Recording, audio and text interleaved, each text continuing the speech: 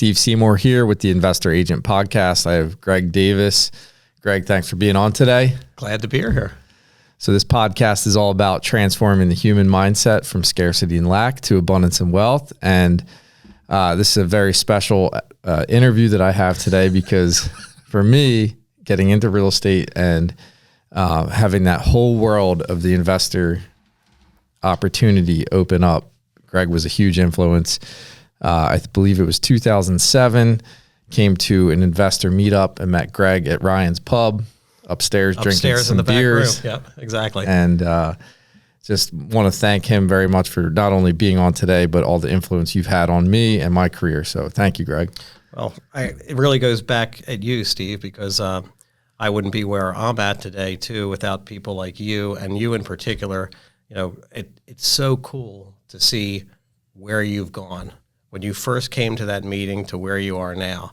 And the incredible thing for me is I get to learn from you at this point, which is that's super exciting to me because that's how it should be, where the teacher becomes the student becomes the master. Well, I appreciate that, but I think we're both still learning and both learning from each other and helping each other out. So yeah, we just really wanted to kick it off. For anyone that's listening, why don't you start off kind of with your background about, what were you doing before real estate and, how did, I know you've been involved in real estate in a long time in different capacities. So I'm just going to hand it over to you and let you give them a little bit of your backstory. Wow. So, my family's been in real estate for 90 plus years.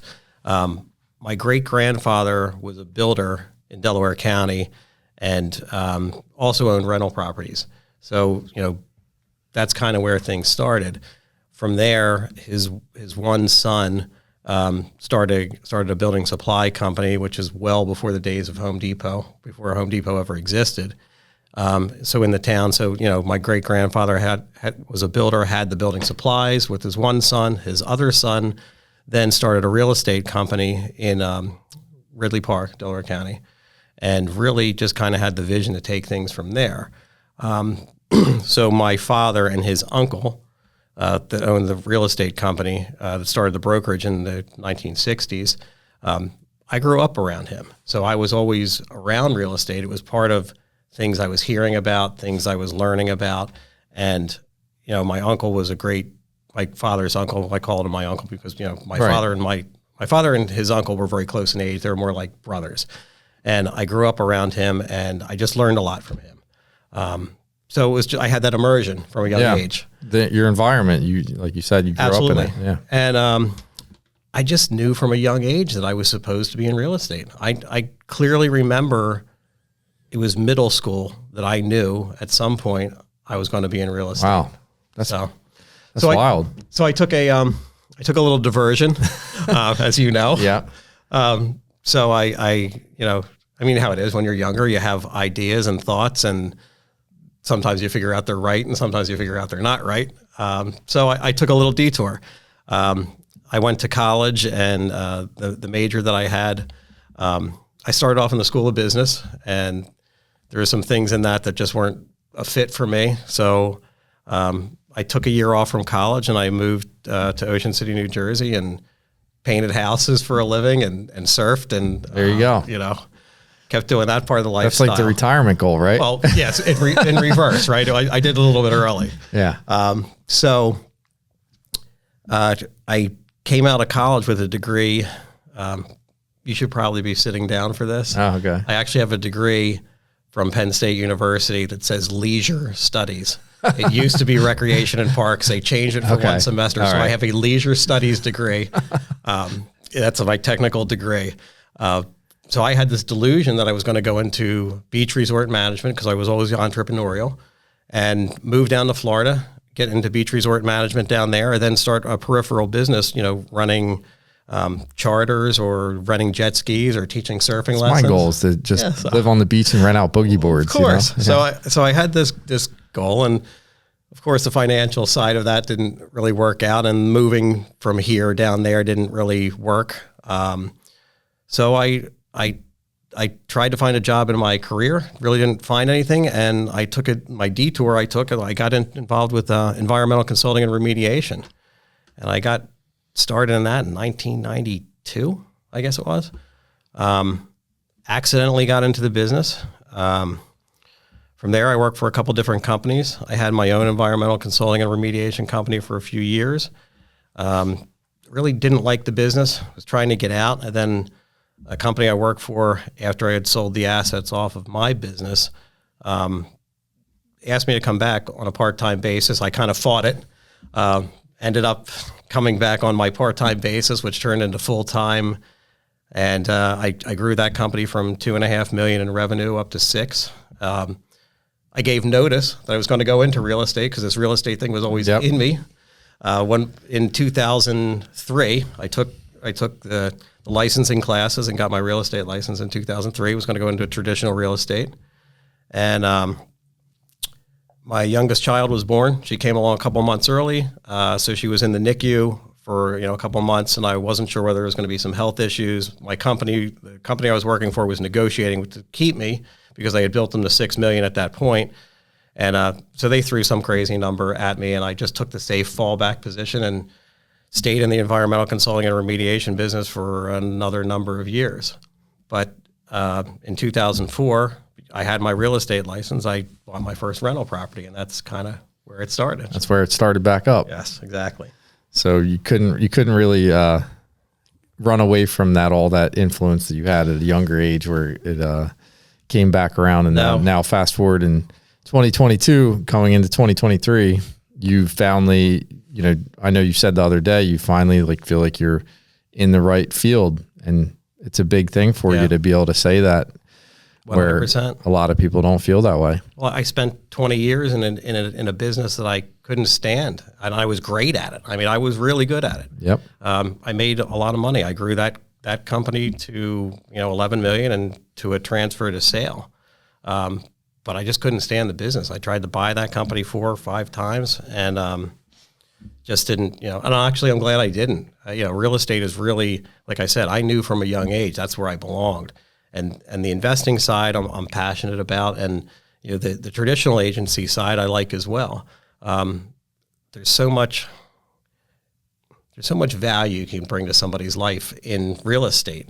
Help them create wealth, help them find a house, make a generational change by doing any of those things. So I'm super happy to be here. Yeah, it's amazing because you have so much background tied to construction, environmental, just housing in general, different local markets, and it's like you can apply all those things. So even though they were a detour, they still bring a lot of knowledge to the business, because everything, I don't want to say everything's tied to real estate, but most things are in some way or another tied to real estate. And I just know, I know the value of what Greg brings to the table. When you walk a property with someone, you have a different set of eyes that are trained to see things that most people will not see.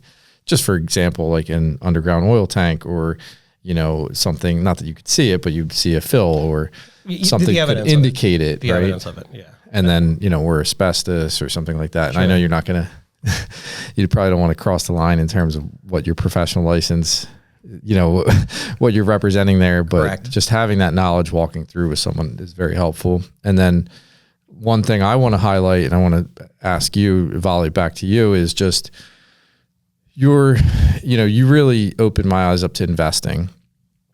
And in the traditional real estate world, a lot of the real estate brokerages don't teach the knowledge that you learn at the local RIA meetups. Right. We used to be a part of DIG, Diversified Investor Group. Mm-hmm. There's a ton of great organizations out there that really focus on this education. And one thing Greg always kind of, I don't want to say always, but you opened my eyes up to it, was all the creative world of wholesaling, creative financing, trusts, all that whole world that just, when you get in the real estate brokerage world, most agents, they have no idea about it. They don't even know it exists. It's linear. It's a linear thought process in most brokerages. And that's one of the things that I love about Vanguard is, well, you influence that. Well, right? It's pretty cool, isn't it? But you got to understand, that's my passion, right? If the most important thing to me in life, and one of my core values, is legacy. And by legacy, I don't mean having a building named after me, a street named after me. having billions of dollars in the bank, or being the richest guy in the cemetery. That's not what it's about for me. True legacy to me is to be that pebble that starts to ripple in somebody else's pond, that goes out generationally and makes a difference in their life, not only just right now, but in future generations as well. That to me, if you want to talk about a why, that's my why for anything that I do. And to be able to see somebody like you that came to a meeting that I was able to share something with, no matter how small, that you just took and ran with, and to see the passion that you had for it, I mean, that's huge to me. Like that to me, that's legacy. I think it's a important message for everyone to understand, myself included, is that we don't realize the impact we have. Like you had a conversation with me. Yep. You didn't realize the impact of that conversation. And then that little shift in trajectory in my life, and then that compounding effect over so many years, right? Like 15 coming up on 20 years now. And it's like, holy smokes, you really impacted me. And then, a lot of times I feel like, oh, I'm not really doing much. I'm not really making that much of a difference. But then you see all the little changes that people are making now. And then you think about what does that look like? This is a big ripple. So it's a huge ripple, right? Yeah. And so it's just so cool to be able to say that was something that was important to you and that happened. And now it's like continuing to happen, and we're seeing it within our company. But for any listeners too, just be aware that just the little things, the little conversations you have, the little things you do to help people. And for us, it's, we're talking about helping people with real estate in their business and their life. But really it goes for anything, Sure. So without going too deep, and going down the rabbit hole, let's go back to, some of the strategies that you kicked off initially that really got me interested was wholesaling. And that's something that, I don't press upon a lot, because I think it's a fine line being a licensed agent and wholesaling. I think there's a right way and a wrong way. It's my opinion. But it's a difficult thing to do ethically. But for anyone that, is interested, why don't you just tell people the very basics of it? Because I think people may be listening for different reasons. Sure. And we're saying some of this real estate jargon, like wholesaling, that we know, trust, and it's very normal to us that other people might not know. Trust, real estate, or wholesaling, flipping, even finding off-market deals. Some of the things that you really helped educate me on. I'd just like to kind of touch on a few things. So, what is wholesaling to you, and what, like, in terms of how would you describe that for most people? In its simplest form, wholesaling is finding an off-market property and getting it under contract in some form, and then selling that contract to somebody else and making a profit in that zone, in that transfer. A lot of people get involved in wholesaling when they've come into real estate investing. That's kind of their first step. I'm going to become a wholesaler. And the reason I think for that is the barriers to entry are super low. It doesn't take a lot of money. All you really need is a piece of paper and a pen. Yeah. But here's the problem with that. And I think this is important for people to understand. It's really the highest level of skill set is needed to be a good wholesaler. Yeah, to do it well. You need to understand how to market really well. You need to understand how to value properties really well. You need to understand construction really well, to know what the repair costs are for what the end use is. Is it going to be a rental? Is it going to be a flip? What's it going to be? Yeah, most wholesalers don't. They don't. They no don't. clue what they're doing. Don't. And so invariably what happens is you get on wholesalers' lists and they send you deals, and to them a deal is when somebody says yes to whatever dumb number they put out there. And I'm saying that with love, right? I mean, it's because they don't understand. They don't understand how to value the property, how to look at it and do comp the property. They don't understand what the true repair costs are. And unfortunately, it puts them in a situation where they're not going to do well as a wholesaler. So if for anyone going into wholesaling, what I'd encourage is educate yourself. Spend some time with contractors. Spend some time with other agents if you're not sure how to comp, and understand how to properly value properties, negotiation skills, of course, marketing skills. Marketing's huge. Yep. So. And then, so you have some experience from years ago in the wholesaling area, and then you also have experience in flipping. Yep. Right. Mostly in Jersey, I think. Right. Yeah. Primarily. Well, I mean, I when I was wholesaling, I was doing a lot of stuff out in Lancaster area as well with flipping. So, and what would you say are some key takeaways from being in the flipping business? The order of construction, understanding the order of construction, I think is huge. And luckily, so like the process, you have to understand that demo comes before fixing something up, right? Don't paint the house before the roof goes on and the roof's still leaking. Where it really happens is, order of construction is, electrical rough in, plumbing rough in, inspections, sheetrock. You have to have all these things in a certain order. And if you don't understand that and don't schedule properly, you're going to have contractors and subcontractors on top of each other, and you're going to mess up your schedule. Then you're not going to be able to get your contractors there when you need them because you've scheduled them too early and you have to send them away. So, I mean, you might have to redo things because you just did it too soon. Yeah. I think understanding order of construction, unless you have a GC that's managing the project for you, I think that's huge. The other thing in flipping, I think you really need to understand is costs. What does it take to take down a wall and rebuild something else, or what are the costs of the cabinets? What's the cost of the floor? Yeah, what does it really cost? The components, right? Yeah, and it kind of goes back to what you're saying though, even with wholesaling, because you still have to find the deals. You still have to have all that on top of all that knowledge. Else. It's a lot. It's a big learning curve. It is. And you also have experience in buying rental properties. Yep. And what's your experience like that in that? I mean, other than the crazy landlord stories that everyone has. Gosh, and I got some good ones. And you can share some if you want. I'll tell you the story later about how my tenants robbed a bank to try and pay me. That's always a fun That's for one. Another episode. Yeah, absolutely. Some of those stories we used to discuss at the subgroups. Yeah. When I was running the subgroup, I always used to do favorite landlord story and what did you learn from it was always an annual thing that I used to. That's a good topic. Yeah, it is a good topipic because and the stories are great, but if there's no learning in the room from it, there's no value. Yeah. So I don't know.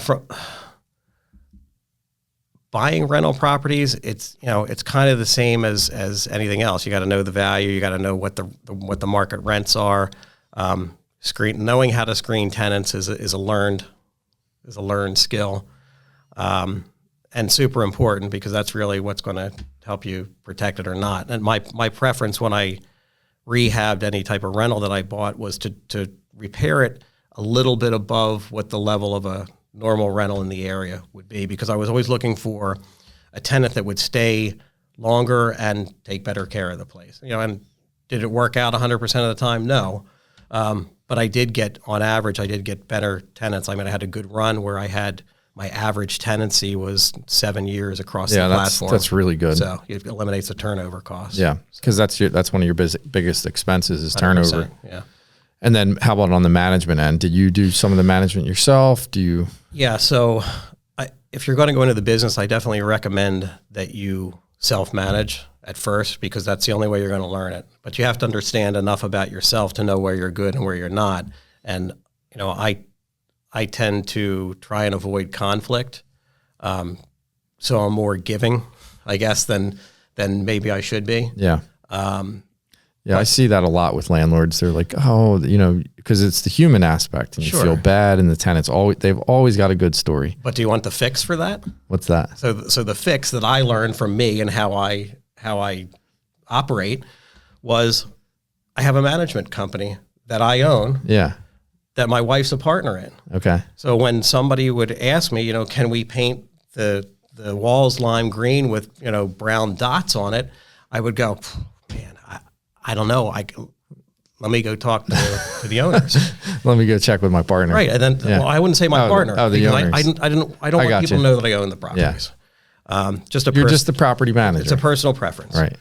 So I would say, I don't know. And I said, let me go make a phone call. And I'd go and I'd walk to the end of the sidewalk and get on the phone and talk to myself and come back and go, I'm sorry. They really don't want that. So, and it gives you that little bit of space. It relieved me of that right. pressure of having to, if it was a difficult situation that I didn't really want to handle or didn't want to tell them no, it gave me a way to tell somebody no, to operate the business properly, but not, not be the bad guy, be the messenger. Yeah. So, I mean, that always worked out well. And the other one that I really, really loved was because I work for the management company, I always just told my tenants that I'm an employee of the management company, which was true. I'm an employee of my own LLC. So when somebody doesn't pay you rent, you can always have the conversation, which works very well. You're going to get me fired. And people can relate to that, right? I mean, that's true. Yeah. Right? I know it's just funny listening to it. It's absolutely true, but that's true. People don't want to see somebody else get fired because of them. But if they think you own the property and they think that you're Mr. Monopoly, right, and you have deep pockets and all that, now they're more apt to approach you differently. So that was a key learning from. There you go. So. Lots of little nuggets of wisdom for anyone out there, because there's one thing, what it looks like in a book or on TV, but when you get out there, these are the things that really make a difference. Yeah, there's nothing in the book that I saw about robbing a bank to tell you. I've never seen that one before. All right, so with your background in real estate sales, wholesaling, flipping, rental properties, renovations, environmental, construction, there's a lot there. A few. One of the things that, you kind of mentioned was being in the right place, like being in the right field. You've tried all these different things. And for anyone listening that's, kind of been on the fence about which direction do they want to go, just listening to someone that has had so many different things and tried so many different things, what would you recommend for anyone that's like, they feel compelled that they want to be in real estate, but they don't know where to start, and they're maybe in that job, right? Because like that was in the JOB, in the safe world with you, that was a big thing for you to take that leap. So it's a multifaceted question, but which direction should they head? And then more importantly, how should they have that courage to take that step? Because that's a big one. The courage is a big question. So let's start with where should they go? I think it's really skills inventory, right? What are you good at? What are you not good at? What are the SWOT analysis, basically, right? What are your strengths, weaknesses, opportunities and threats? Yeah, and threats. What are you good at? If you're really bad at construction, I don't know that diving right into flipping is the right thing for you. I agree. However, if you're really interested in flipping and you're bad with construction, then pay a contractor to come with you. That's worth every dime to understand, because after you do that a number of times, you're paying the contractor for his time, which contractors give a lot of time. So they need to be paid for their time first and foremost. But if you pay them for their time, you're going to learn something, and you're going to be able to walk into a house with some level of comfort and go, I know this kitchen's going to cost me $12,000. I know this bathroom's going to cost me $6,000 or $8,000.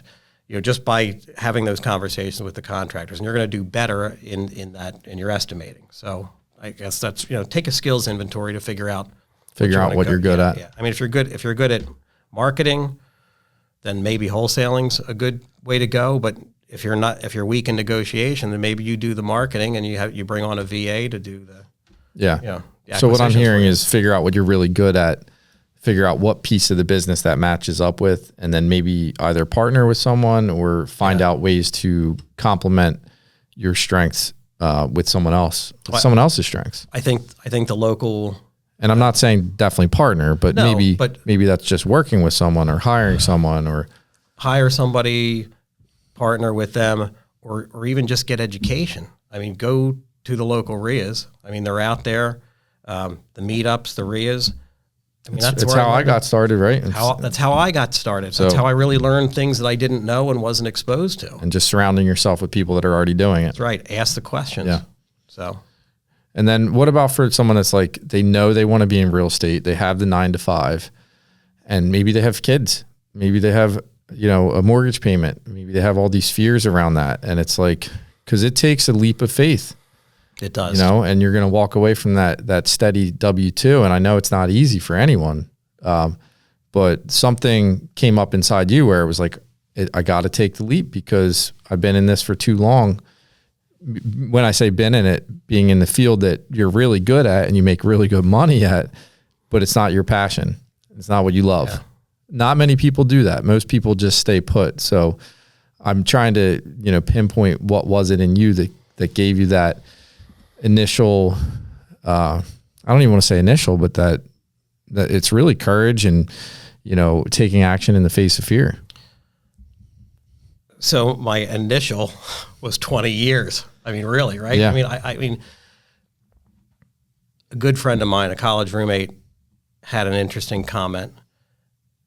And every time I told him I wanted to get out of the environmental business, he said, "You've been saying that for 20 years. I've heard that for 20 years. You've been telling me you're going to get out." And when I finally made the move to get out and go into real estate as a full-time venture, he said, "I'm glad you really did it." He said, "I'll tell you what, I'm going to call you a year from now, and we're going to talk about this. And I know that you're kind of freaked out about making the move and all that. I want to know how you feel." And he called me a year later, and he said, "Okay, so it's been a year. You made that decision. Was it the best decision you've ever made in your life?" And I said, "Absolutely, 100%. It's been a struggle. It hasn't been easy.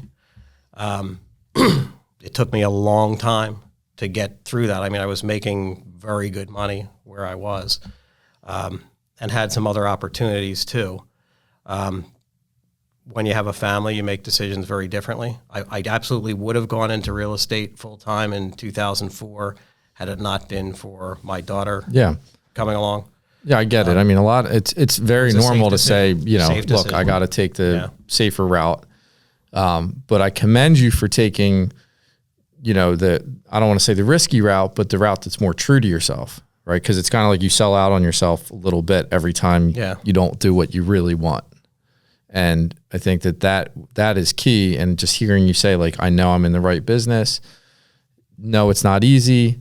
Yes, there's struggles, but at least I feel right about it. That's at the end of the day, you have to look in the mirror and say, is this right for me?